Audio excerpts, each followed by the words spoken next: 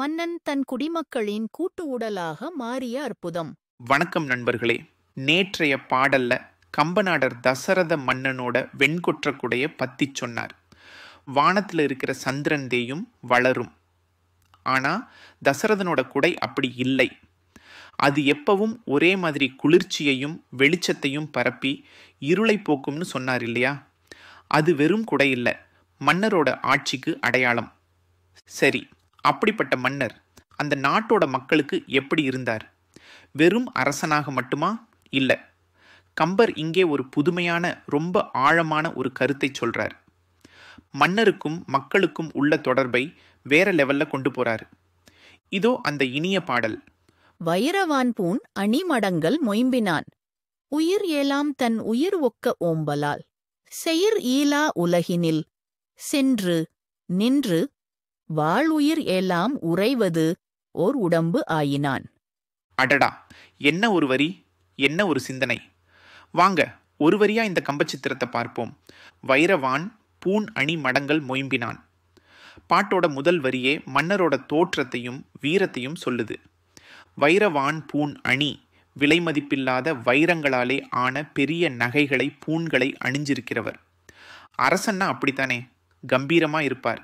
கூடவே மடங்கள் மொயம்பினான். மடங்கள்னா சிங்கம். சிங்கம் மாதிரி பலம் வாய்ந்த தோள்களை கொண்டவர். இங்கே தசரத மன்னனை சொல்றார். ராஜகம்பீரத்தோட, சிங்கத்தோட, பலத்தோட ஒரு மன்னன் நிற்கிறார் நம்ம கண் முன்னாடி. உயிர் எல்லாம் தன் உயிர் ஒக்க ஓம்பலால். இந்த வரிதான் அந்த பாட்டோட இதயமே. அப்படி பலசாலியா இருக்கிற இந்த மன்னர் தன்னோட பலத்தை எதுக்கு பயன்படுத்துறார்? உயிர் எல்லாம் தன் உயிர் ஒக்க ஓம்பலால்.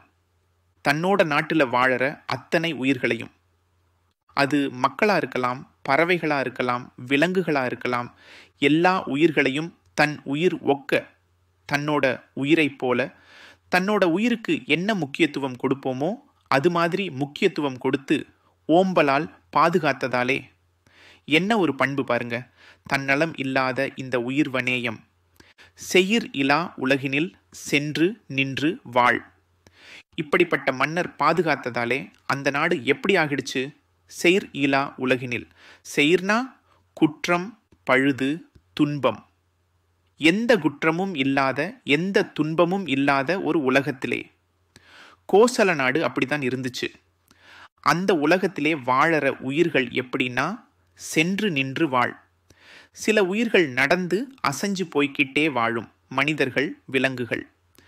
சில உயிர்கள் ஒரே இடத்துல நின்று வாழும், மரங்கள், செடிகள். அசைபவை, அசையாதவை எல்லா விதமான உயிர்களையும் சேர்த்து சொல்றார். உயிர் எல்லாம் உறைவது ஓர் உடம்பு ஆயினான். இந்த வரிதான் உச்சம். அந்த நாட்டிலே வாழற எல்லா உயிர்களும், அசைஞ்சாலும் அசையாம இருந்தாலும், அந்த எல்லா உயிர்களும் சேர்ந்து உறைவது ஓர் உடம்பு ஆயினான். தங்கி வாழ்வதற்கு ஒரு உடம்பாகவே ஆகிவிட்டாராம் தசரத மன்னன். இதுவரைக்கும் இருந்த இலக்கியங்கள்ல மன்னனை உயிர்னும் மக்களை உடல்னும் சொல்லுவாங்க. அதாவது உயிர் இருந்தாதானே உடல் இயங்கும்னு சொல்ற மாதிரி மன்னர் இருந்தாதானே மக்கள் இயங்குவாங்கன்னு சொல்லுவாங்க. ஆனா கம்பர் என்ன சொல்றார் தெரியுமா? மக்களை எல்லாம் உயிர்களா ஆக்கிட்டு அந்த எல்லா உயிர்களும் சேர்ந்து வாழ்ற ஒரு உடம்பா மன்னனையே ஆக்கிட்டார். என்ன ஒரு புரட்சிகரமான பார்வை! மன்னர் வெறும் அரசர் இல்லை, அவர் வெறும் பாதுகாவலர் இல்லை. அந்த நாட்டோட அத்தனை உயிர்களும் சேர்ந்து வாழ்ற கூட்டு உடம்பே அவர்தான்னு சொல்றாரு. அவர் உடம்புக்குள்ளதான் அத்தனை உயிர்களும் இருக்கிற மாதிரி. அத்தனை பேரோட இன்ப துன்பமும் அவரோட இன்ப துன்பம். அவர்தான் அந்த பிரம்மாண்டமான உடம்பு. அதுக்குள்ள லட்சக்கணக்கான உயிர்கள் வாழ்றாங்க. இதுதான் உண்மையான அரசன். இதுதான் உண்மையான நல்லாட்சி. இந்த வரிகளை படிக்கும்போது மெய்சில் இருக்கும். கம்பர் வெறும் கவிஞர் இல்ல, தத்துவ ஞானி. மக்களாட்சிக்கே ஒரு புது இலக்கணம் சொல்ற மாதிரி இருக்கு இந்த வரிகள். மன்னன்கிறவன் மக்களோட உடலா இருந்தா எந்த மன்னனாவது மக்களுக்கு தீங்கு செய்வானா? இது வெறும் பாட்டில்ல நண்பர்களே, இது ஒரு வாழ்க்கை பாடம். தலைவன்னா இப்படித்தான் இருக்கணும்னு கம்பர் சொல்ற அழகான வழி. அற்புதம்.